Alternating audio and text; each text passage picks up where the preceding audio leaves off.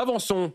François Villeroy de Galhau, le gouverneur, comme vous dites, Philippe Trainard. Alors lui aussi, c'est à peu près tous les 2 jours maintenant que quelqu'un nous dit un jour le mur, on ne sait jamais, vous savez, on s'approche, et puis un jour on est dedans, et puis les problèmes n'arrivent pas qu'aux autres. Et puis on a commencé l'émission en expliquant que personne n'était à l'abri du défaut. Alors il le dit avec ces mots. Attention au risque d'une prise en ciseaux entre les prêteurs et les besoins en dépenses publiques. Amélie de Montchalin a dit « Oh là, si on ne fait rien, attention, le FMI sera à Paris ». On a décrypté avec Christian Parizeau ce que serait vraiment une intervention des institutions extérieures en cas de tension de marché sur la France. Ça viendrait de la BCE et des outils BCE et pas du FMI. Est-ce que ça commence à vous inquiéter, Philippe, l'idée que, ce qu'a dit Robin Rivaton il y a quelques semaines ici, que la France vive un moment Liz Truss en 2025, c'est possible? Non, c'est tout à fait possible. D'ailleurs, vous voyez dans les chiffres des probabilités calculées économiquement à partir des CDS, etc. Donc les crédits, les contrats d'assurance, les produits de marché d'assurance. Oui.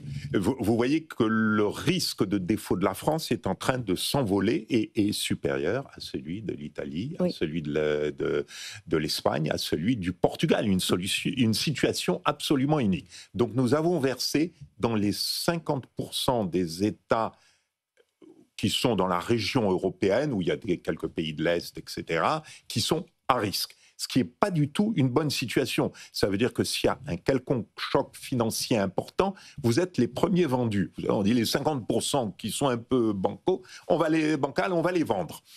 Et deuxièmement, on voit bien qu'il y a eu un choc sur les États-Unis, un choc de crédibilité. On voit ce thème des vigilantes qui est revenu, qui fait la une de nombreux journaux anglo-saxons.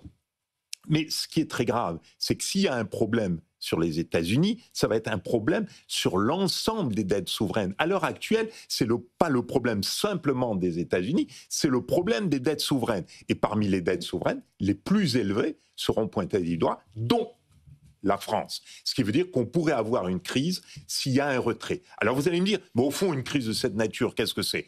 C'est un envol, naturellement, des taux d'intérêt, évidemment. Ce qui fait que ça nous coûte plus cher, déjà que ça nous coûte plus cher que l'éducation, que la défense, etc., ça nous coûtera beaucoup plus cher, ça nous coûtera autant que l'éducation, premier point. Mais surtout, le problème des marchés, c'est qu'à ce moment-là, quand il n'y a plus de confiance dans la dette publique, il y a un lien économique entre dette publique et crédibilité des politiques monétaires dans la lutte contre l'inflation. Parce qu'il n'y a qu'un moyen pour rendre la dette publique soutenable, c'est l'inflation. Donc immédiatement, vous allez avoir une spéculation sur l'inflation et on sait que ces mécanismes sont par eux-mêmes inflationnistes. Donc nous allons avoir un énorme problème avec une banque centrale devenant un peu incompétente dans la maîtrise de l'inflation, enfin dans la capacité à maîtrise de l'inflation, donc avec une envolée des taux d'intérêt et de l'inflation, la situation la plus catastrophique qu'on puisse imaginer. Jusqu'à imaginer la situation, le prix à la gorge, avec l'obligation politiquement de prendre des choix ultra violents et ultra rapides à la grecque. La Grèce, c'est-à-dire on ne veut pas vous financer du tout, à quelque taux que ce soit, et donc vous devez rétablir l'équilibre en l'espace de 15 jours. Et là, on vous met 2-3 points de TVA, on vous au minimum gèle les pensions, gèle le SMIC. En général, c'est les retraités qui prennent le plus. Là, vous réduisez de 20 à 30% les prestations sociales. Le tableau, oui, Laurent Wronski. Je trouve que c'est intéressant. On peut faire un parallèle avec. Il y a 2 ans, on disait jamais ça n'arrivera. Oui, justement, on peut faire un parallèle avec l'ISF. D'accord, c'est-à-dire qu'on vous dit, allons-y. Il n'y a pas d'exil fiscal. D'accord, on joue à se faire peur, tout le monde va partir, etc. On vous dit aussi, alors on dit, la France est un pays très riche. Il n'y a pas de sujet. On a la dette la plus demandée au monde. La preuve, on en a émis pour 3 700 milliards. C'est formidable. Donc, écoutez, on va éviter les effets de manche. Parce que demain sera comme hier. Ça, c'est les 2 mythes constitutifs de la situation dans laquelle nous sommes. Et je le répète, pourquoi la France épargne tellement ? Mais c'est parce que les gens ont peur.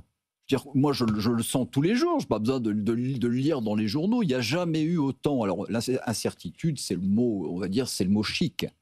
Mais les gens se posent de vraies questions sur leur avenir. Et là, à force de dire en boucle qu'en clair, la France est le pays qui épargne le plus. Mais les gens, ils ont compris, ils n'ont pas besoin de sortir de Polytechnique. Ils se disent, on va nous faire les poches.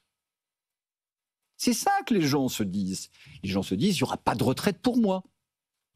Donc ceux qui sont à Checkpoint Charlie, C'est-à-dire ceux qui sont à la limite, là, dans les 61-62, se dépêchent de partir à la retraite parce qu'il reste encore une petite part du gâteau.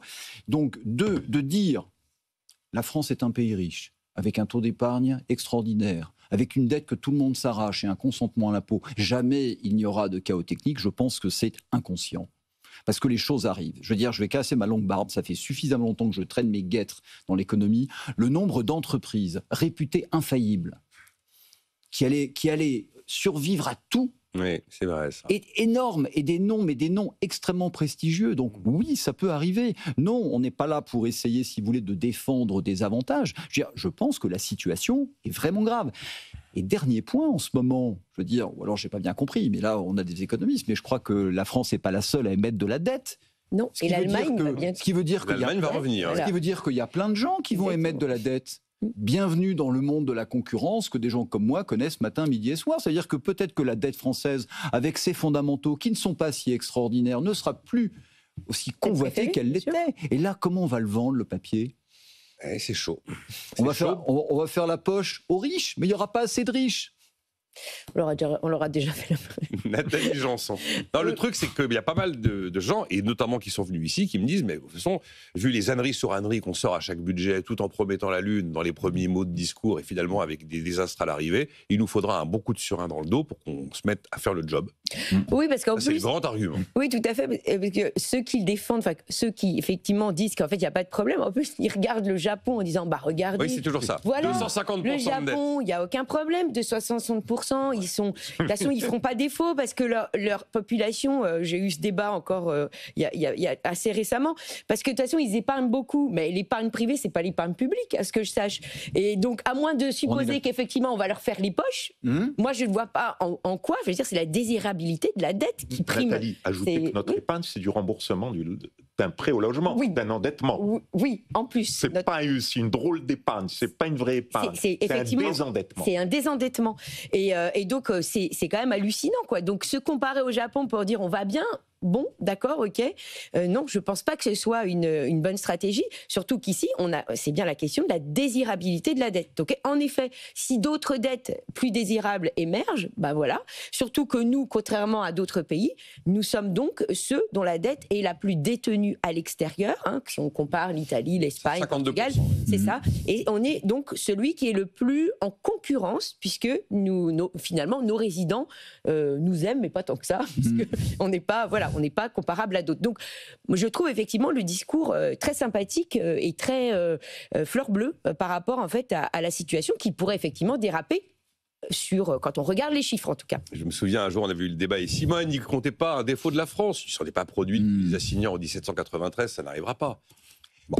Oui, Philippe. Juste une petite précision pour aller tout à fait dans le sens de Nathalie, c'est qu'en plus la dette japonaise, en face de la dette japonaise, il y a des actifs, surtout des actifs recouvrables. Nous avons bien une dette nette de ces actifs qui est plus faible que les 116% actuels, mais malheureusement, nos actifs ne sont pas recouvrables. C'est des remboursements sur la sécurité sociale par des trop payés de gens qui sont sans revenus, etc. Donc c'est essentiellement non recouvrable. Au Japon, c'est recouvrable en contenu. Et c'est recouvert d'ailleurs régulièrement. Donc la notion de dette nette japonaise est absolument pertinente. Oui, mais la dette japonaise est une dette très intérieure. C'est une grande différence. Nous sommes détenus. Et nous sommes détenus parce que nous sommes détenus. Le taux de détention par l'extérieur, nous avons un chiffre de taux de détention qui est un chiffre de petits pays, pas de grands pays. Tout simplement parce que nous ne générons pas le capital en France qui veut s'investir en France, domestique pour s'investir en France. Donc là, on a un vrai problème. D'où on revient d'ailleurs à notre premier entretien sur la taxe Tuchman. Faisons la taxe Tuchman, ça va tout régler, n'est-ce pas ? On va terminer. Il y a 5 minutes.